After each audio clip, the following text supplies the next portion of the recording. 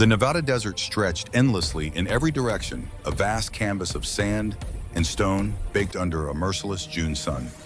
Heat rose in shimmering waves that made the horizon dance and blur, transforming solid ground into liquid mirage. In this crucible of extremes where temperatures climbed past 105 degrees, by mid-morning, 14 of the world's most elite snipers had gathered for a test that would separate legend from reality. The International Elite Sniper Competition, 27 years of tradition, 13 nations represented. One impossible challenge, 4,000 meters. 2.5 miles of scorched air, treacherous wind, and the raw physics that humbled even the most accomplished marksman. The target, a steel plate barely 8 inches across, sat perched on a distant ridge, so far away it appeared as nothing more than a speck, even through the most powerful optics. At this distance, a bullet would spend more than 7 seconds in flight. 7 seconds where gravity, wind-air density, and even the rotation of the Earth itself conspired to pull that projectile off course. Most professional snipers considered anything beyond 2,000 meters to be the realm of luck rather than skill. 4,000 meters, that was the stuff of campfire tales and exaggerated after-action reports. But here, under the unblinking gaze of military observers from a dozen countries, 13 men would attempt what physics said was impossible, and one woman would prove them all wrong. Lieutenant Evelyn Hartwell stood at the back of the observation area, silent as stone, her blue-green eyes tracking every movement on the firing line. At 27, she carried herself with the quiet confidence of someone who had earned every inch of ground she walked on. Her blonde hair, regulation length but still long enough to catch the desert wind, was tied back in a tight braid that revealed a face both beautiful and severe. 5 feet 7 inches of lean muscle and controlled intensity, honed by 2 years as a Navy SEAL, and a lifetime before that learning to read the wind across Montana grasslands. She was the only woman in the competition. The only woman, in fact, who had ever been invited. That distinction weighed on her differently than the men around her might have imagined. It wasn't a badge of honor. It wasn't a trophy to celebrate. It was simply a fact, like the temperature or the wind speed. And facts Evelyn had learned long ago didn't care about your feelings. Colonel Theodore Bancroft watched her from his position near the command tent, his weathered face unreadable behind aviator sunglasses. At 62, Bancroft had seen more combat than most men could imagine, and survived more close calls than any one soldier had a right to. Korea had made him hard. Desert Storm had made him careful. And the years since had made him wise enough to know that prejudice was just another name for ignorance. But wisdom and instinct were sometimes at war with each other. And right now, watching Lieutenant Hartwell stand apart from the male competitors, Bancroft felt that old familiar conflict stirring in his chest. He owed her father his life. That was an unpayable debt written in blood across a sandstorm-torn battlefield 33 years ago. Captain Jameson Hartwell had been the finest sniper Bancroft had ever served with, a man who could read wind and distance the way other men read books. When the Iraqi artillery had pinned down Bancroft's platoon in February of 1991, when 30 Marines were seconds from being overrun, Jameson Hartwell had made a shot that defied every law of ballistics and probability. 2,800 meters, in a sandstorm, with nothing but iron sights and a brass wind meter from the 1960s. One shot, one kill, 30 lives saved. And then Jameson Hartwell had stayed behind to provide cover while the platoon withdrew, and a mortar shell had ended the legend before the sun had set that day. Bancroft had carried that debt for 33 years, and now Jameson's daughter stood before him wearing the same uniform, carrying the same calling. Part of him wanted to protect her from this impossible challenge. Part of him wanted to see if lightning could strike twice in one family. The rest of him just didn't want to be the man who let her fail in front of the world. The first shot rang out across the desert at 0847 hours. Master Sergeant Viktor Konstantin, Russian Spetsnaz, age 39. 6 feet 2 inches of Siberian ice and mathematical precision.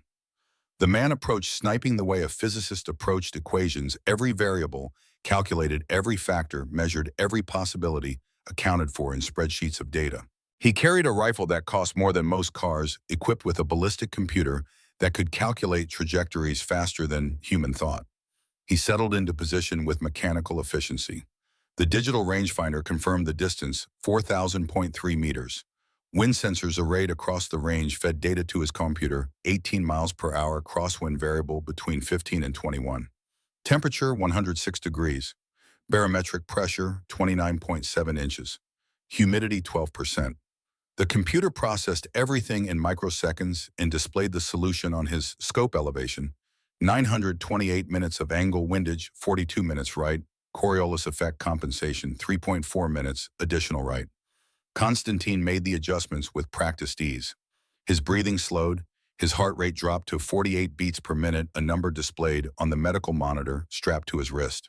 Through his scope, the target shimmered in the heat distortion, dancing between clear visibility and watery blur. He squeezed the trigger. The 50 caliber round exploded from the barrel with a crack that echoed across the valley. 7.3 seconds later, a puff of dust erupted from the hillside 3 feet to the right and 2 feet low of the target. Miss, Constantine's face remained expressionless, but something flickered in his eyes. Frustration, disbelief. The computer had been perfect. The data had been flawless. And yet physics had betrayed him. He stood, nodded curtly to the observers, and stepped away from the firing line. Lieutenant Garrett Sullivan, British SAS, age 41, stepped up next. Where Constantine had been all cold calculations, Sullivan brought 3 decades of field experience and a rifle that had seen action on 4 continents. He trusted his instincts more than machines, but he still relied on the technology that filled his kit: laser rangefinder, thermal scope, digital wind meter. He took his time, twice as long as Constantine, measuring, calculating, adjusting. Through his thermal imaging scope, he could see the heat columns rising from the sun-baked rocks, creating invisible rivers of warmer air that would lift his bullet unpredictably. He compensated, adding 2 minutes of elevation to account for the thermal activity. His shot was closer. The impact site was 2 feet right, 1 foot high. Still a miss. Captain Heinrich Müller, German, KSK, age 38, built like a linebacker, steady as granite. He approached the challenge with Teutonic thoroughness, spending 20 minutes on calculations before ever touching his rifle. His notebook filled with numbers, formulas, atmospheric models. When he finally fired, his confidence was absolute. The bullet struck 18 inches low and left, nowhere close. Muller stared at his calculations as if they had personally betrayed him, then walked away shaking his head. One by one they came. One by one they failed. Sergeant First Class Marcus Reeves, U.S. Army Delta Force. Canadian JTF-2, Israeli Sayeret Matkal, French GIGN, Australian SASR, Norwegian Forsvarets Special Commando. Each man brought his own philosophy, his own technique, his own certainty. Each man left the firing line with frustration etched across his face. The morning stretched into afternoon. The heat intensified. The wind grew more erratic, gusting from 18 to 22 miles per hour in unpredictable bursts. The target remained untouched, mocking every attempt with its pristine surface. Evelyn watched it all, said nothing, learned everything. She saw the pattern they all shared: the dependence on instruments, the trust in technology, the belief that sufficient data could overcome any obstacle. They were fighting the environment, trying to force their bullets through hostile physics with sheer computational power. But the desert didn't respond to force. It didn't care about computers or calculations. The wind didn't follow algorithms. The heat didn't respect mathematics. Her father's voice echoed in her memory, a ghost from childhood that had never quite faded. She was 4 years old, standing in the Montana grasslands with a .22 rifle almost as tall as she was. The wind had been blowing hard that day, strong enough to make the prairie grass dance in silver waves. "Feel that, little hawk?" Her father's hand had rested gently on her shoulder. "That's not your enemy. That's your partner. The wind doesn't want to fight you. She wants to dance with you. But you got to learn her steps first." "How do I learn?" she'd asked, frustrated, after missing her 10th tin can in a row. "You stop trying to beat her. You listen. Really listen. Not with your ears, with your whole self. The wind speaks in patterns, not words. In rhythm, not numbers. Close your eyes." She had closed them, feeling foolish. But her father's voice had been patient, loving. "What do you feel?" "Wind on my face." "Where on your face?" She'd concentrated. "Left cheek more than the right." "Good, that tells you direction." "What else?" It's not steady. It comes and goes." That's her rhythm. Feel how long between the strong gusts. She'd stood there for 5 minutes, eyes closed, just feeling. And slowly, impossibly, a pattern had emerged. The wind wasn't random. It had breathed. 3 seconds of strength, 2 seconds of rest, 3 seconds of strength. Now, her father had whispered, "Wait for the rest, then shoot." She'd opened her eyes, raised the rifle, and waited.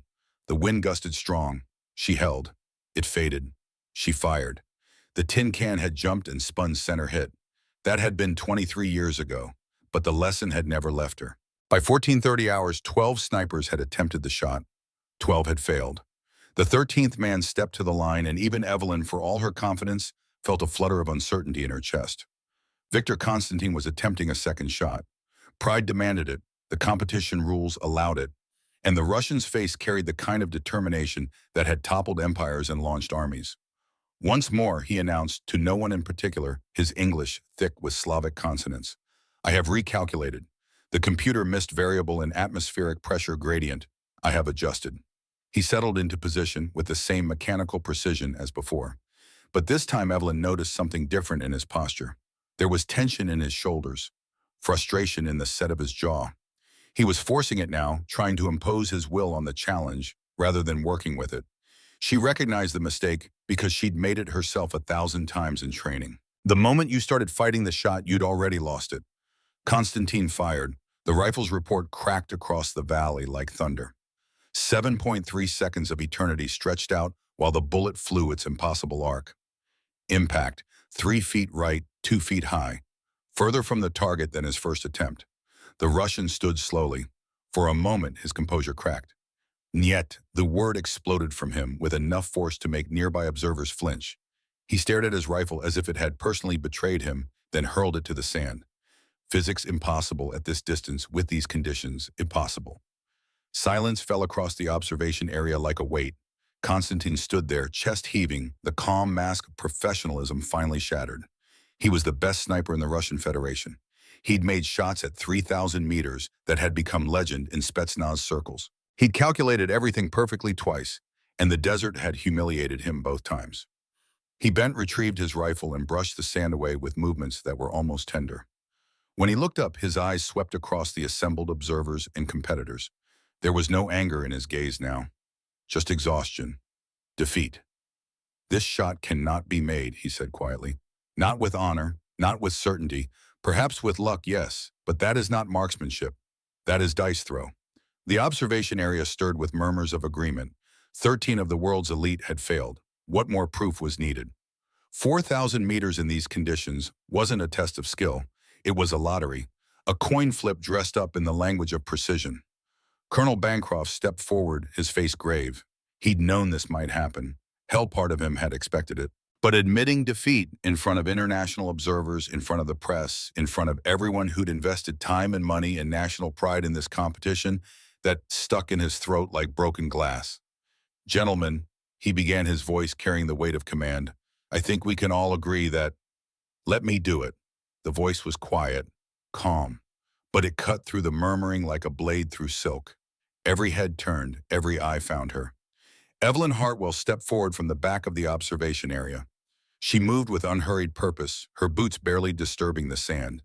In her right hand she carried her rifle, not the high-tech marvel that the others wielded, but a weapon that looked almost archaic by comparison. Customized, yes. Precise, absolutely. But absent the digital displays and computerized assistance that everyone else had relied on. The silence that followed her 3 words was absolute.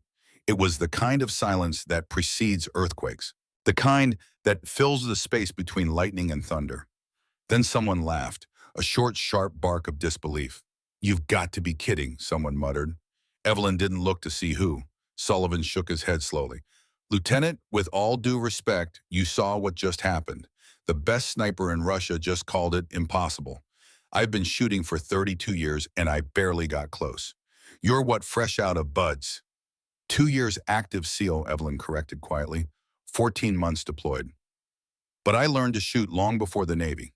We all learned to shoot, Reeves interjected, not unkindly. That's not the point. Look around you. Every person here has decades of experience. We have millions of dollars worth of equipment. We have the best training in the world. And not one of us could make this shot. He gestured at the distant ridge. That target might as well be on the moon. Evelyn's eyes found Constantine. The Russian was studying her with an expression that mixed curiosity and concern. Lieutenant Hartwell, he said carefully, I do not wish to be, how do you say, patronizing, but I have shot in Grozny and Dagestan in Syria. I have made kills at 3,000 meters. My ballistic computer has calculated this shot to 17 decimal places. I have accounted for Coriolis effect, for spin drift, for every atmospheric variable that exists. He paused. And I missed by meter. What can you possibly do that is different? It was a fair question, asked without condescension, without malice, just honest confusion about what this young woman thought she could accomplish where he had failed. Evelyn met his eyes. I'm not going to calculate it, Sergeant. Constantine blinked. Then how? I'm going to feel it. Now the laughter came in earnest, not cruel necessarily, but disbelieving, the kind of laughter that greets someone who claims they can fly by flapping their arms. Feel it. Muller's voice carried more pity than mockery. This is precision shooting, Lieutenant, not meditation. With respect, Sullivan added, if feeling was enough, one of us would have made this shot. We've all got instincts, we've all got experience. But at this distance, you need data, you need science. Evelyn said nothing. She'd expected this, trained for it in a way. Not the specific words, but the sentiment behind them. She'd been underestimated before. By instructors who thought women didn't belong in special operations. By men who assumed her SEAL qualification was the result of lowered standards rather than exceeding every benchmark. By 1,000 small moments where someone had looked at her and seen limitation instead of capability. She was done explaining herself. Her father had taught her that too. Show them Little Hawk, he'd said when she was 12, and the boys at school had mocked her for joining the shooting team. Don't tell them you're good. Show them. Let the target speak for you. The target. Always the target. Let her work speak louder than her words. Colonel Bancroft stood frozen torn between a dozen competing instincts. He could end this now. Pull rank. Spare her the humiliation of public failure. Protect Jameson's daughter from the same desert that had taken Jameson himself. But that would be its own kind of disrespect, wouldn't it? She'd earned her place here.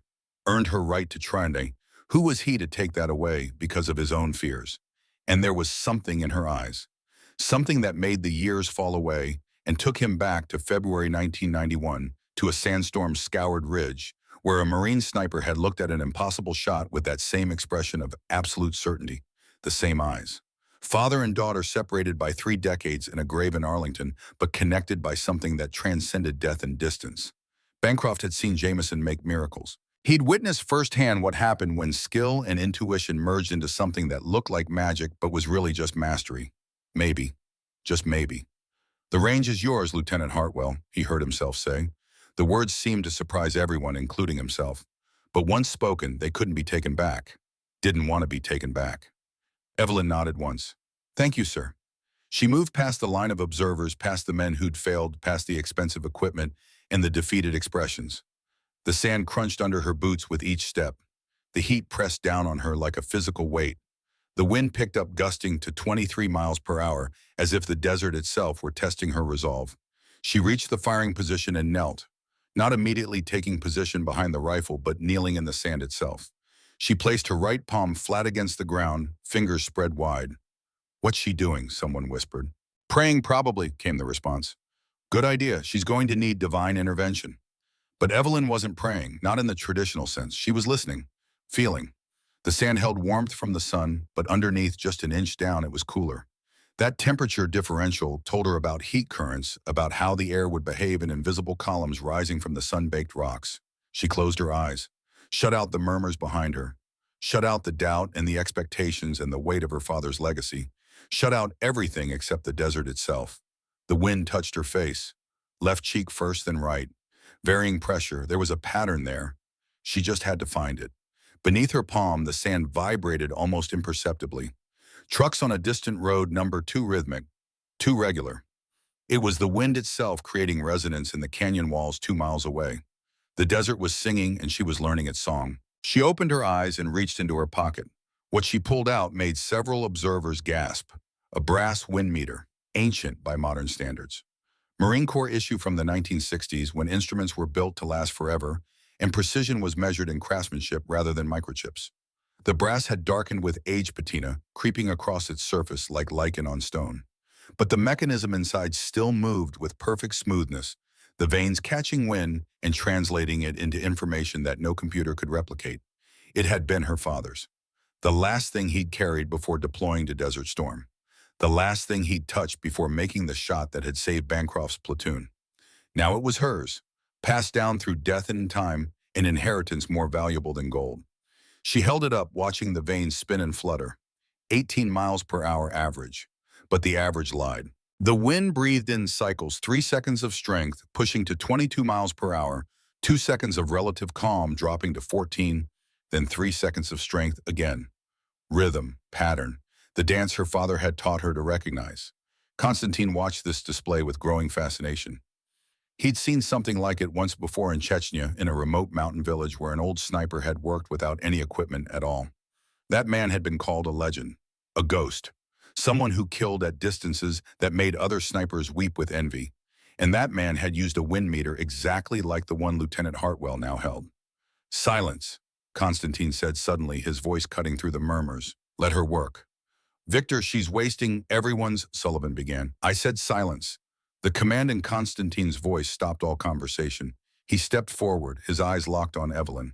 "I have seen this focus once before, in Grozny. In a sniper who never missed, who made shots that we still speak of in whispers, who taught me that sometimes—" He paused, searching for words. "Sometimes the old ways see things the new ways cannot." Bancroft found himself nodding, though he wasn't sure anyone noticed. He'd been about to say something similar, because he'd seen it too.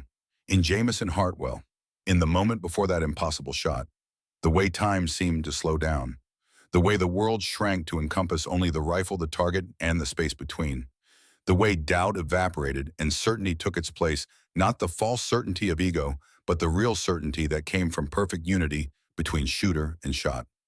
Evelyn lowered herself behind her rifle with movements that seemed almost ritualistic. Not slow, but deliberate, each motion purposeful, each adjustment measured. She settled into the sand, and her body seemed to merge with the earth, becoming part of the desert itself rather than an intruder upon it. Through her scope, the target shimmered and danced in the heat haze, 4,000 meters away. An impossible distance, a shot that 13 of the world's best had declared beyond reach. But distance was just space, and space was just air. And air could be understood if you knew how to listen. She closed her eyes one more time, took a breath, held it, released it slowly. When she opened them again, the world had changed. Or perhaps she had changed.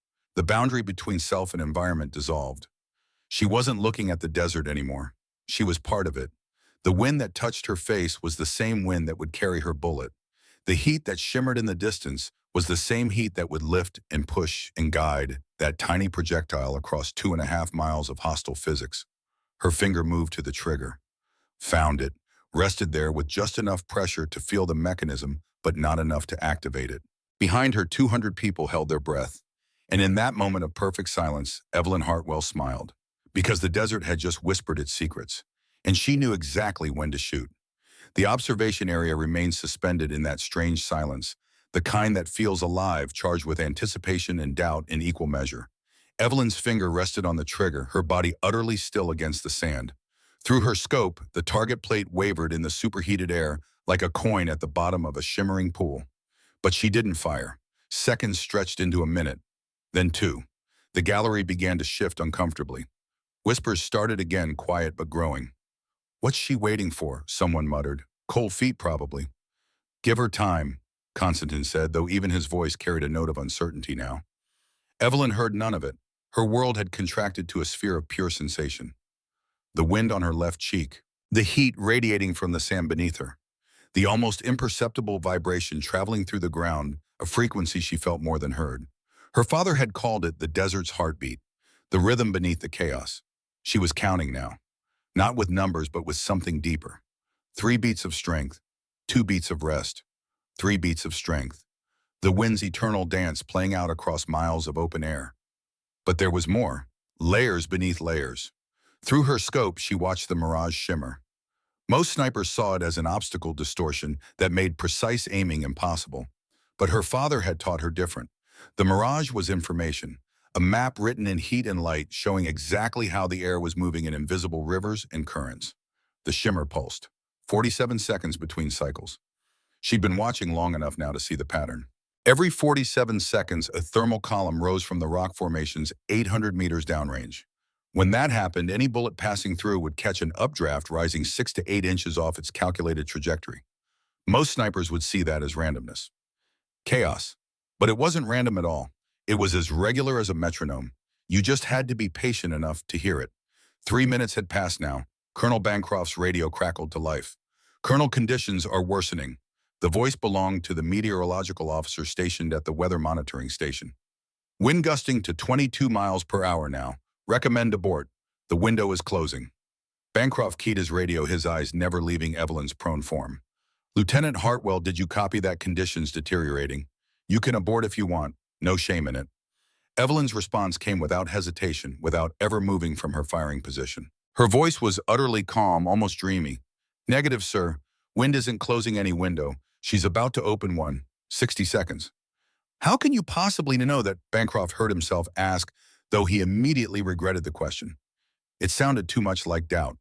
Because the desert just told me. Behind Bancroft, Sullivan shook his head in disbelief. She's lost it. Heat exhaustion, maybe. We should pull her off the line. But Constantine stepped forward, his expression intense. No, wait, I want to see this. See what her embarrass herself. I want to see if she is right. The Russian moved closer to the firing line, pulling out his own spotting scope. He settled into a kneeling position and trained the optics on the distant ridge. Through the powerful magnification, he could see the target plate clearly, despite the heat distortion. He could also see something else, the way the mirage patterns were shifting. There was a rhythm to it, just as the lieutenant had said. But more than that, there was a building convergence. Multiple wind layers, multiple thermal patterns, all cycling toward a single moment of alignment. If she was right, if she could actually predict when all those variables would synchronize, then she wasn't guessing. She was reading the environment at a level he'd never imagined possible. 30 seconds, Evelyn whispered. Her breathing had slowed to an almost meditative rate. 4-count inhale, 7-count hold, 8-count exhale.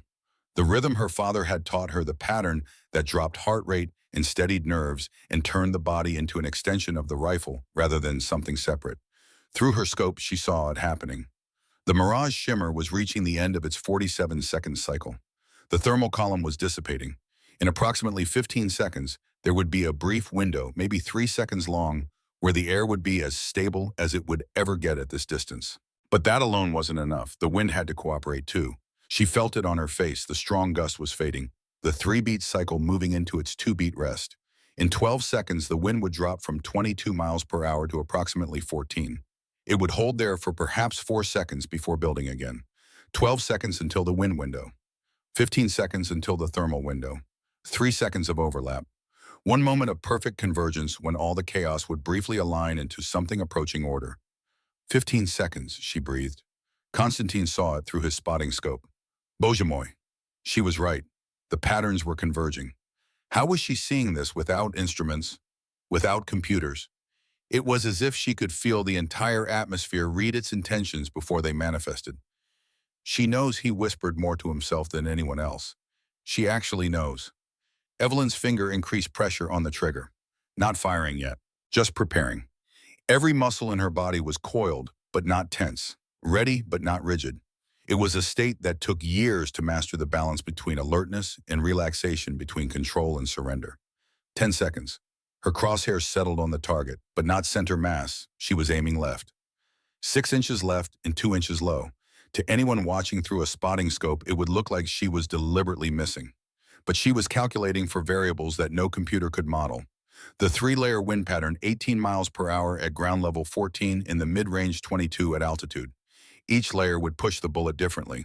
The thermal column that was about to dissipate would give one final weak updraft. The low-pressure pocket at 2,400 meters that her instruments couldn't detect, but that she'd inferred from watching how birds flew through that section of the canyon. And something else. Something she hadn't told anyone because they'd think her insane. They were at an elevation of 4,200 feet. Every calculator, every ballistic computer, every published formula accounted for air density at different altitudes. But what they didn't account for, what they couldn't account for, was the microclimate created by this specific canyon in this specific desert at this specific time of day. The air here was thinner than it should be. Not by much, maybe 6%. But at 4,000 meters, 6% made all the difference between a center hit and a complete miss. She'd figured it out by watching how the sound echoed, how long it took the crack of previous rifles to bounce back from the canyon walls. Sound traveled differently through different densities of air. Most people wouldn't notice.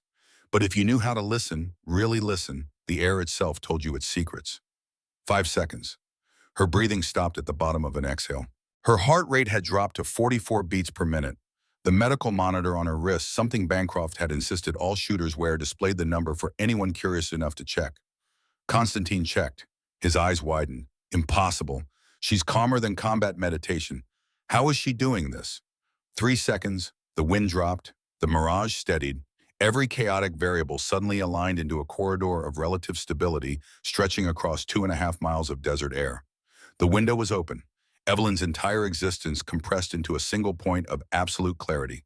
She wasn't thinking anymore. Thinking was too slow. This was pure response, pure integration of every sense and instinct and lesson learned across 23 years of listening to what the world whispered. Her finger moved the final millimeter. The rifle roared.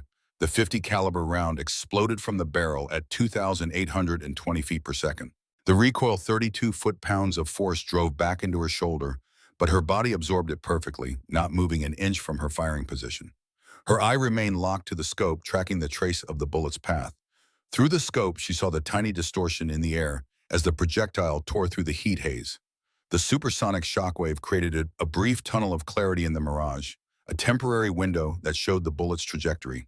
7.3 seconds. That's how long it would take for the bullet to reach its destination. 7.3 seconds, where physics and chaos would wage war over a tiny piece of copper and lead. For 7.3 seconds, everyone watching held their breath. The bullet spun through the air at 240,000 rotations per minute, the rifling grooves creating a gyroscopic stability that kept it pointed forward despite the forces trying to tumble it. In the first second of flight, gravity pulled it down 32 feet. In the second second, another 32 feet. The curve of its path was already establishing itself, not a straight line, but a parabolic arc that would drop nearly 1,400 feet by journey's end. At 1,000 meters, the bullet passed through the first thermal column. The residual updraft pushed it upward by 7 inches. Evelyn had aimed low to compensate. The correction was perfect.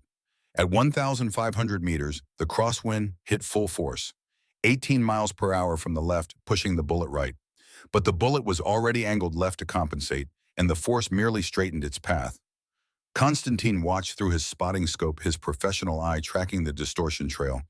He'd seen thousands of long-range shots in his career. He knew what they looked like when they were on target and when they were doomed. This shot had a beauty to it, a rightness. The trajectory wasn't fighting the environment. It was flowing with it. Boje, he whispered. She calculated for everything. Everything. At 2,000 meters, the bullet began to slow. Air resistance, that constant enemy of all projectiles, was stealing its energy with every meter traveled. The bullet had left the barrel supersonic, faster than sound itself. But now it was approaching transonic speeds, that dangerous zone where aerodynamics became chaotic and bullets often tumbled. This is where most long-range shots died, where the carefully calculated trajectory became random chance. Evelyn's bullet held true. The custom load sheet specified the careful balance of powder and projectile, the boat tail design that provided stability in thin air. All of it was paying off now. The bullet transitioned through transonic speeds without tumbling, without deviating from its path. At 2,400 meters, it entered the low-pressure pocket, the area where air density suddenly decreased, where the bullet would briefly accelerate as resistance dropped. Evelyn had sensed this through inference and instinct. Now physics proved her right. The bullet picked up speed just 10 feet per second, but enough to matter. At 3,000 meters, the bullet encountered the second wind layer, the mid-range zone where the crosswind dropped from 18 to 14 miles per hour. The reduced wind pressure meant less rightward drift. Most shooters would have missed this variable entirely, calculating for a consistent wind speed across the full distance. But Evelyn had felt the layers, had counted them, had aimed to account for this exact transition. Sullivan watched through his own scope, and something inside him whispered that he was witnessing history. The trajectory had a perfection to it that transcended mathematics. This was art masquerading as science. At 3,500 meters, the Coriolis effect reached its peak influence. 40 inches of rightward drift accumulated from the Earth's rotation. Evelyn's compensation had been flawless. She'd aimed left by exactly that amount without ever consulting a formula or chart. At 3,800 meters, the bullet passed through the canyon's Venturi zone. The wind accelerated, then suddenly calmed, a geographic feature invisible to weather stations, but perfectly predicted by someone who'd watched how sound echoed and birds flew. At 3,900 meters, something unexpected happened.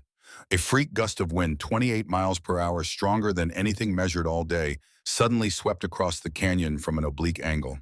It came from a thermal updraft created by sun heating a rock face at precisely the wrong moment.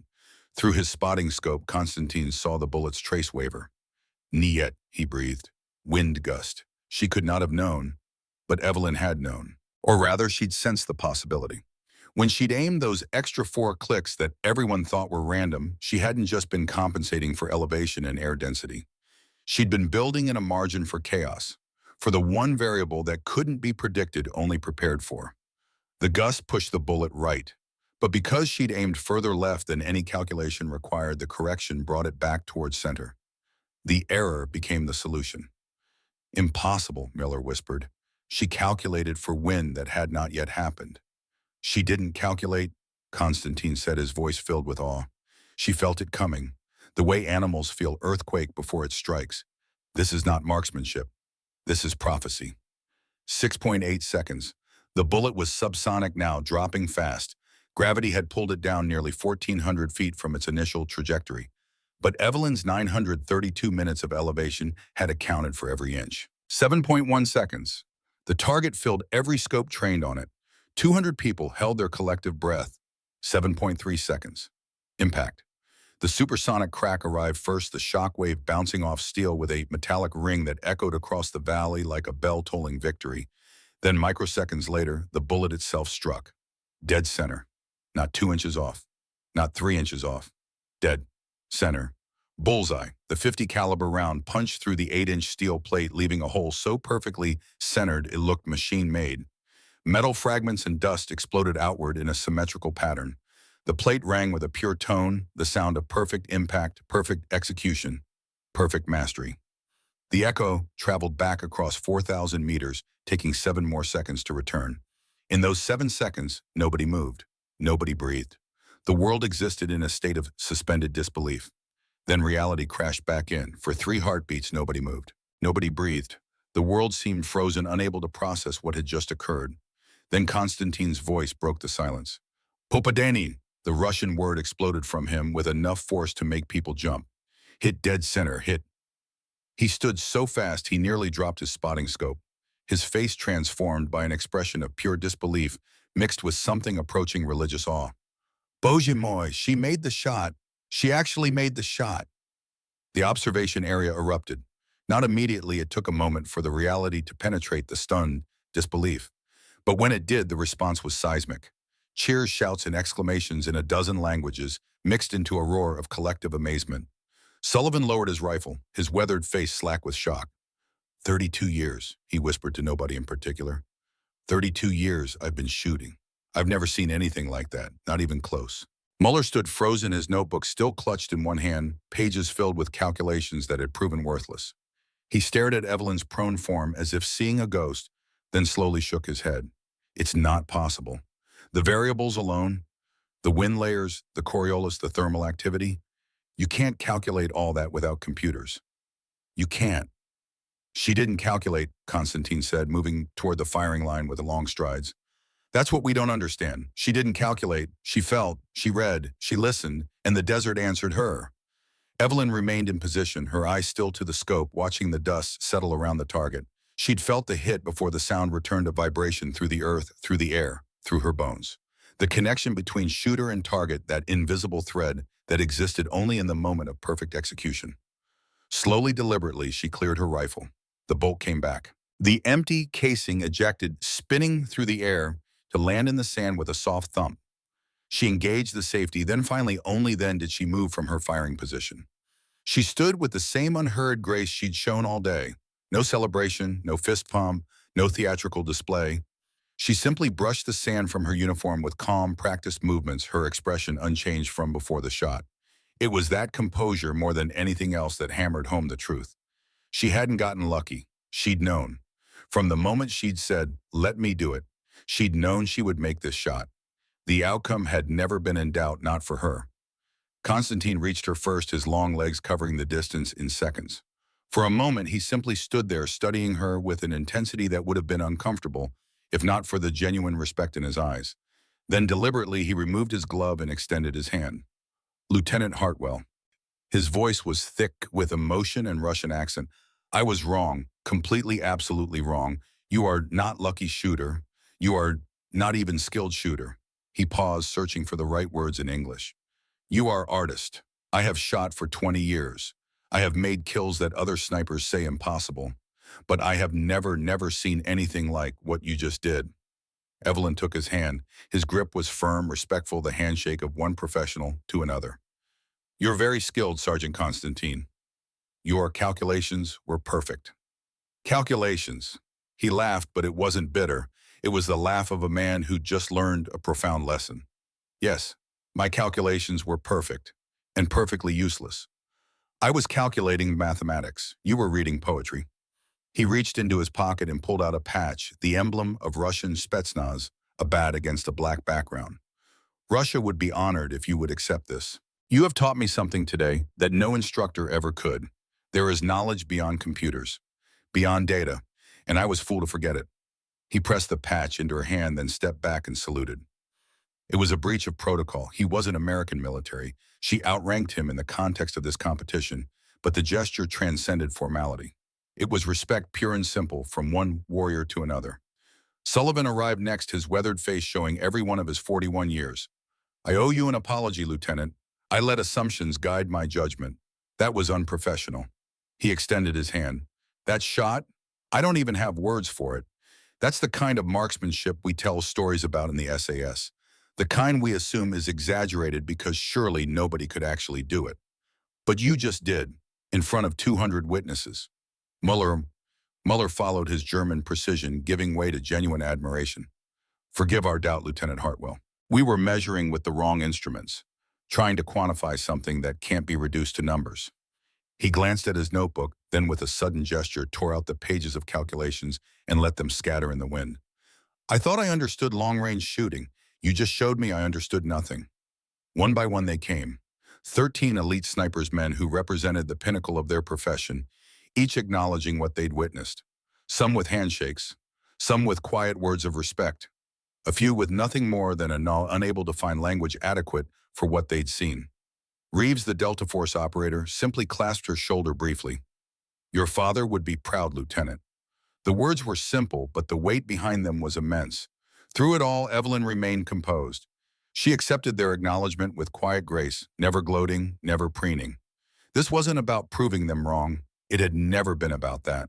This was about honoring a legacy, completing a lesson, and proving to herself that the skills her father had taught her still mattered in a world increasingly dependent on technology. Colonel Bancroft stood apart from the gathering crowd, his radio hanging forgotten in his hand. His eyes were wet, and he didn't care who saw. 33 years. He'd carried the weight of that debt for 33 years, wondering if he'd done enough to honor Jameson Hartwell's sacrifice. And now, watching that man's daughter to receive recognition from the world's elite, something inside him finally settled. He'd seen this before. February 1991. A different desert, but the same impossible physics. Jameson Hartwell lying prone in a sandstorm, his brass wind meter spinning in his hand, his face carrying that same expression of absolute certainty that his daughter had worn today. Lieutenant Mitchell, that shot is impossible in these conditions. Bancroft had said, young and scared and trying to sound confident despite the artillery falling around them. It's not about possibilities, sir, Jameson had replied, his voice utterly calm despite the chaos. It's about listening. The wind wants to help us. We just have to hear what she's saying. And he'd made the shot. 2,800 meters through a sandstorm, hitting an Iraqi artillery spotter who'd been directing fire onto their position. One shot, one kill, 30 lives saved. 20 minutes later, Jameson Hartwell had been dead, staying behind to cover the platoon's withdrawal, refusing to leave until everyone else was safe. The last words Bancroft had heard over the radio before the mortar shell had ended, everything had been Jameson's voice. Tell my daughter the wind always guides those who listen. Make sure she knows that. Tell her I'm riding home on every breeze. Bancroft had carried that message for years, not knowing if he'd ever have the chance to deliver it. By the time he'd tracked down Jameson's widow and daughter, Evelyn had been 7 years old, too young to fully understand. He'd given her the wind meter, told her the story in simple terms, and promised himself he'd watch over Jameson's family as best he could from a distance. Now she was 27, a Navy SEAL, and she'd just completed her father's legacy in front of the world. Bancroft walked forward, and the crowd parted for him automatically. Military bearing command presence, it opened paths without words. He reached Evelyn, and for a long moment they simply looked at each other. Lieutenant Hartwell, his voice broke slightly, and he didn't try to hide it. Your father, he paused, gathering himself. Your father made that exact same shot. Desert Storm, February 27th, 1991. Same distance, same impossible conditions. It saved my life and 29 others. Evelyn's composure finally cracked, just slightly, a tremor in her jaw, a wetness in her eyes that she blinked away. I know, sir. You told me, when I was 7, when you gave me his wind meter. I never told you this part. Bancroft reached into his jacket and pulled out an envelope, yellowed with age, the paper soft from years of careful storage. Your father wrote this the night before his last mission. He gave it to me for safekeeping, told me.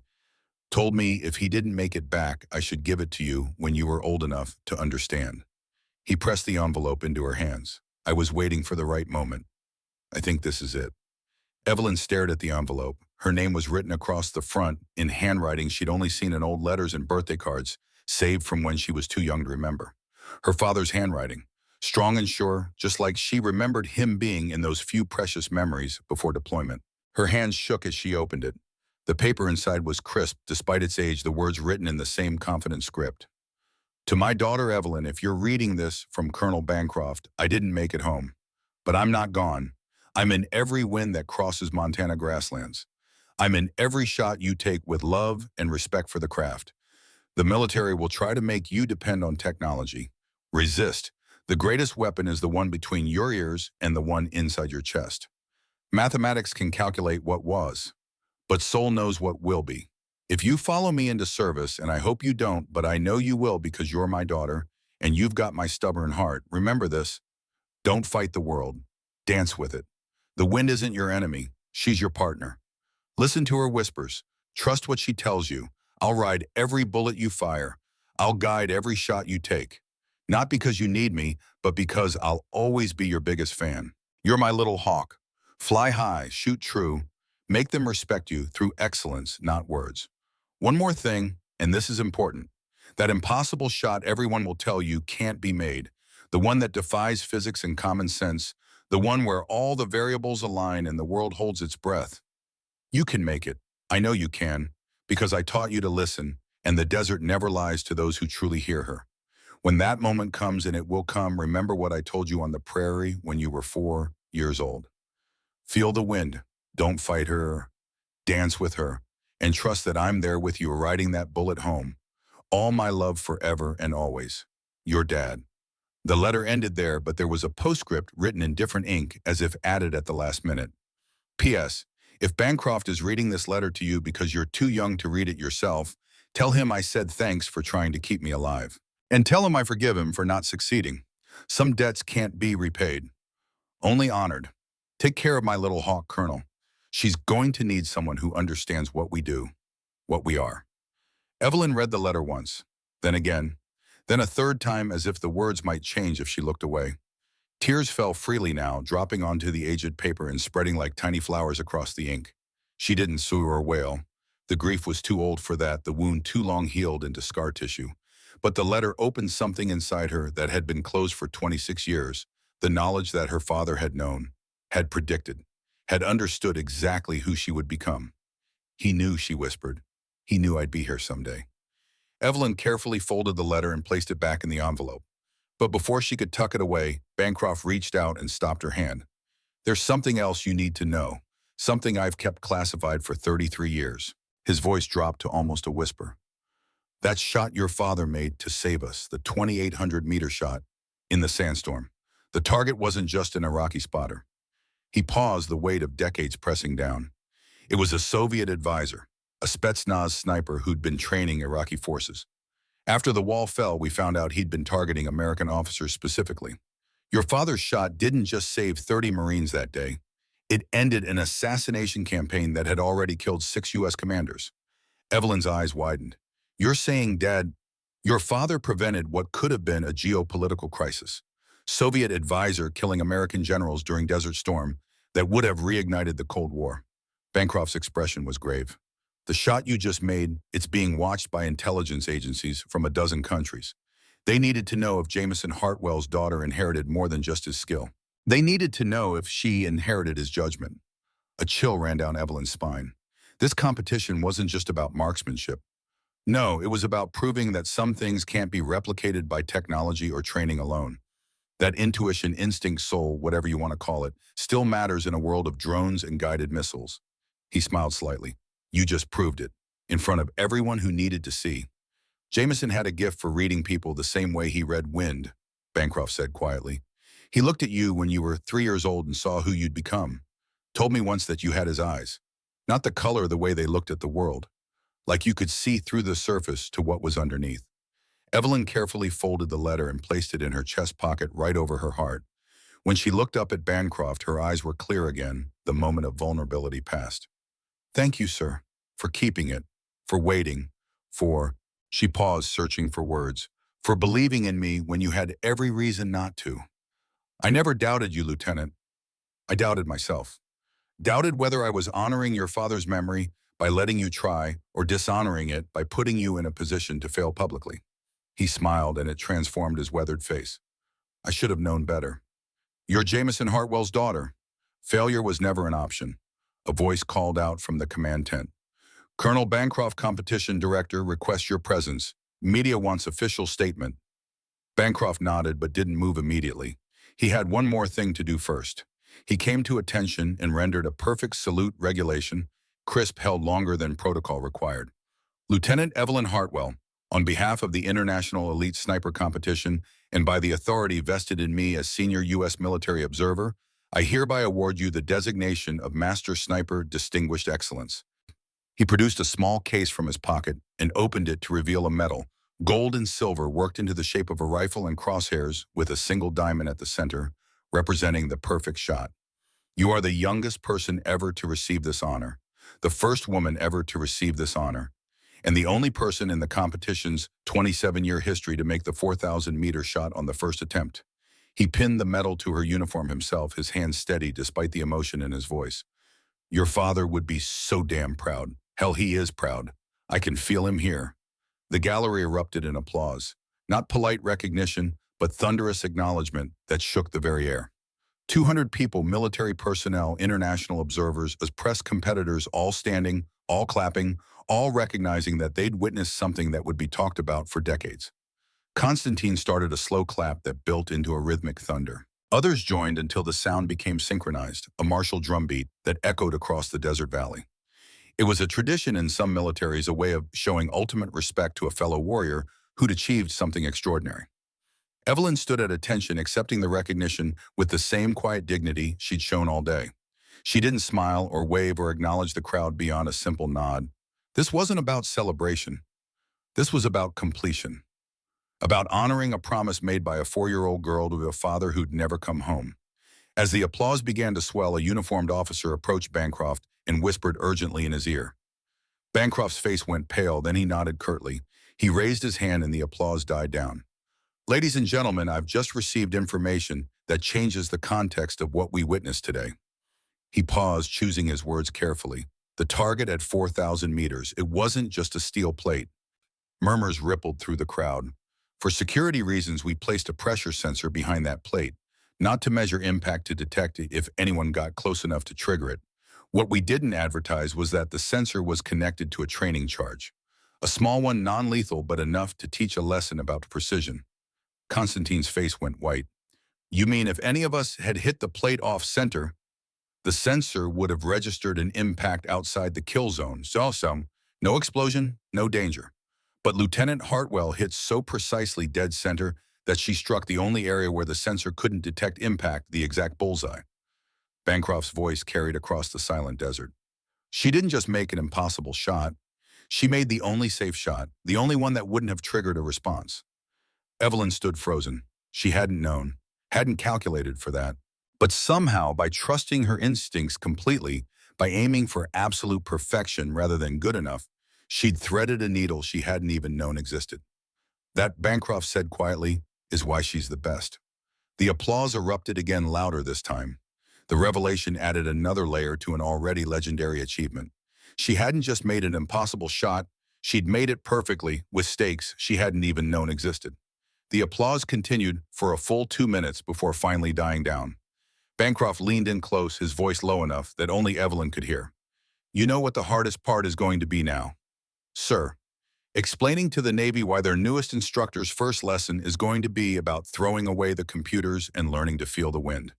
For the first time all day, Evelyn smiled. Really smiled. I think they'll understand once they see the results, sir. That's what your father said before his last mission. They'll understand when they see the results. And he was right. Bancroft's expression grew serious. The Navy wants you as a SEAL sniper instructor, youngest ever appointed to the position. You'll be training the next generation, teaching them what your father taught you. When do I start? Whenever you're ready, but Evelyn, he paused, don't lose what makes you special. The military will try to systematize everything you do. Turn your instincts into doctrine, your feel into formulas. Resist that. Some things can't be taught through PowerPoint presentations. I'll teach them the old way, Evelyn said, the way he taught me. Make them close their eyes and listen before they ever look through a scope. Good. Bancroft stepped back and raised his voice so the assembled crowd could hear. Ladies and gentlemen, I give you Master Sniper Evelyn Hartwell. Remember this day. Remember what you witnessed. Because you just saw the future of long-range marksmanship, and it looks nothing like what we expected. The applause erupted again. Cameras flashed, reporters shouted questions. The organized military precision of the competition dissolved into controlled chaos, as everyone wanted a piece of the story, the history, the legend that had just been born. Through it all, Evelyn stood calm and centered her hand unconsciously moving to her chest pocket, where her father's letter rested. She could feel the wind picking up again, strong gusts that would have made the shot impossible if she'd waited even 2 minutes longer. But she hadn't waited. She'd felt the window opening and taken it, just like her father had taught her, just like he'd known she would.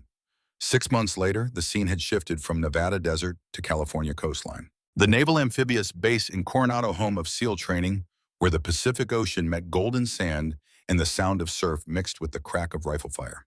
Evelyn stood behind the firing line watching 28 students work through their exercises. 8 women, 19 men ranging from fresh-faced 22-year-olds to grizzled 35-year-old veterans. All of them were here to learn the art of precision shooting from the woman who'd made the impossible shot, the woman who'd proven that sometimes the old ways were still the best ways.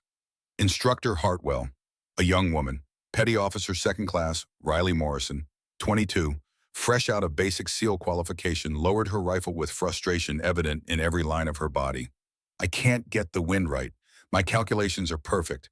The ballistic computer says I should be hitting center mass, but I keep pulling left. Evelyn walked over her boots, crunching on the sandy California soil. The morning sun was just beginning to burn off the coastal fog, creating that ethereal light that made everything seem softer, more forgiving. She knelt beside Riley, her movements unhurried. What's your firing solution? Riley rattled off numbers with the confidence of youth.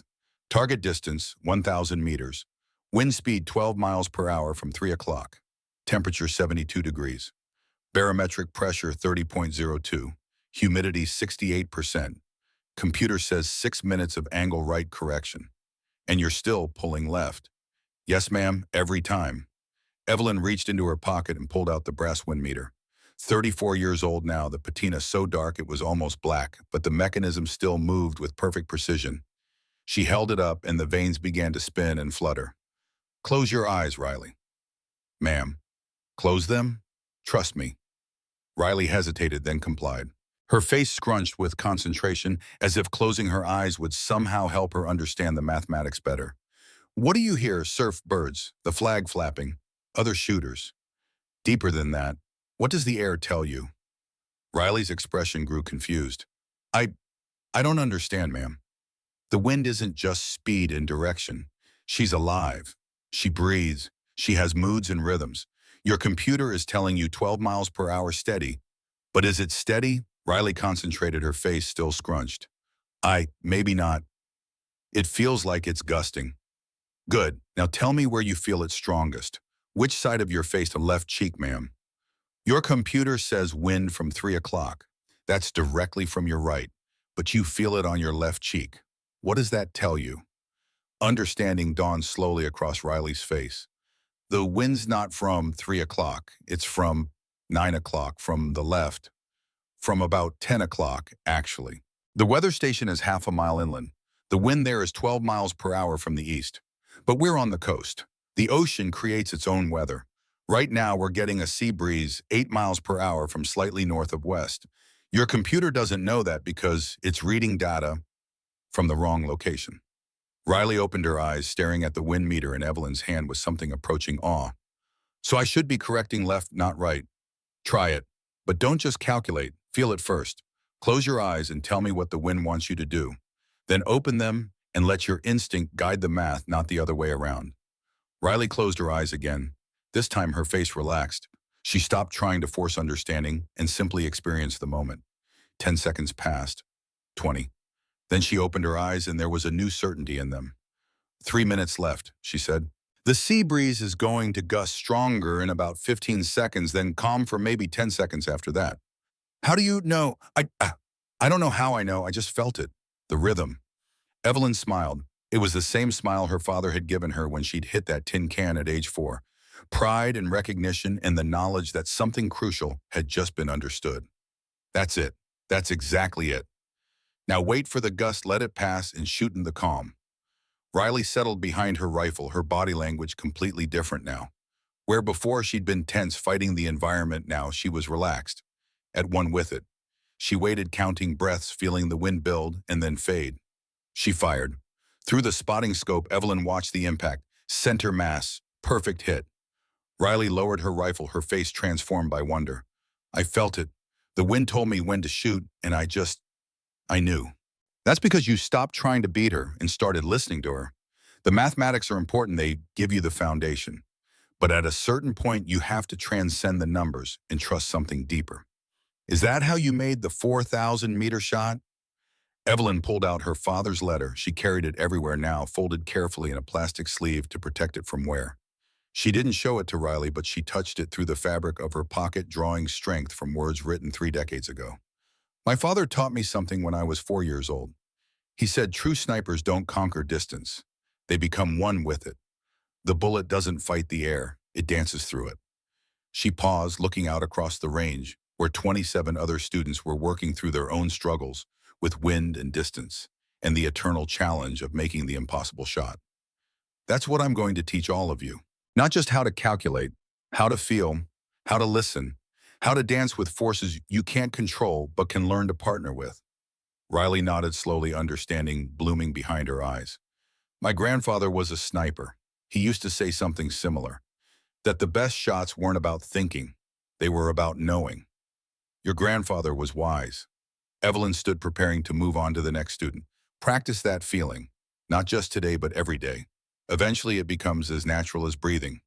You'll know when to shoot the same way you know when to exhale. She walked down the line, observing each shooter, offering guidance where needed. The morning fog had burned off completely now, revealing a perfect California day. The kind of day where the wind was steady and the target seemed close, and every student believed they could make the impossible possible. As she walked, Evelyn felt the coastal breeze on her face and smiled. 8 miles per hour from the northwest, gusting to 12. The rhythm was there if you knew how to hear it. 3 beats strong, 2 beats rest, 3 beats strong. The desert had taught her. The Montana plains had taught her. Her father had taught her. And now she was passing it forward, creating a new generation of snipers who understood that technology was a tool, but not a replacement for that ancient human gift, the ability to read the world through senses older than language, deeper than thought. Somewhere in the wind, she felt her father's presence. Not supernatural, not mystical, but real in the way that lessons and love and legacy were real. He'd told her he'd ride every bullet she fired, told her he'd be in every breeze that crossed Montana grasslands. He'd been right, he was here, in the wind that taught her students, in the brass meter that spun in her hand, in the letter that rested over her heart, in every shot that found its mark through feeling rather than calculation. The legend of the 4,000-meter shot would be told for decades. In special operations communities around the world, in sniper schools and tactical training centers, it would become the story that instructors used to illustrate that sometimes the impossible was just possible, waiting for the right person at the right moment. But for Evelyn, it wasn't about legend. It was about completion. about honoring a promise made by a little girl who'd wanted nothing more than to make her father proud, about proving that the lessons taught on Montana grasslands by a man who died in a desert storm were still relevant in an age of computers and ballistic calculators. She stopped at the end of the firing line and pulled out the brass wind meter one more time, held it up and watched the vanes spin in the coastal breeze. Through the patina and the years and the distance between then and now, she could see her father's hand holding this same instrument, could hear his voice teaching her to listen. True snipers don't conquer distance, Little Hawk. They become one with it. She'd conquered 4,000 meters. But more importantly, she'd become one with the wind, the heat, the desert, and the legacy that had shaped her. And now she was teaching others to do the same. As the sun climbed higher over the Pacific, casting long shadows across the range, Evelyn gathered her students for the day's final instruction. "Before we break, I want you to understand something," she said, her voice carrying across the formation. "You came here to learn how to kill from distance, to master the technical skills that make you effective operators, and you will learn those things." She pulled out the brass wind meter one more time, held it up so everyone could see it catch the coastal breeze. But the real lesson isn't about bullets or ballistics, it's about connection with your environment, with your weapon, with the legacy of every sniper who came before you and trusted something deeper than data. She paused, meeting the eyes of each student. "My father died teaching that lesson. I lived to continue it, and now it's yours to carry forward." Riley raised her hand. "Instructor Hartwell, what if we can't feel the wind the way you do?" Evelyn smiled, not the small, contained smile of before, but something warmer, more open. "You will, Riley, you all will, because I'm going to teach you the same way my father taught me, with patience, with trust, and with the understanding that the impossible is just another word for not yet." She looked out across the range toward targets that seemed impossibly far away, but were really just waiting for the right person at the right moment. "Now," she said, voice carrying command and compassion in equal measure, "let's make some impossible shots." The wind gusted stronger, carrying her words across the range, across the years, across the distance between what was and what would be. And somewhere in that wind, Jameson Hartwell smiled. His little hawk had learned to fly, and now she was teaching others to soar.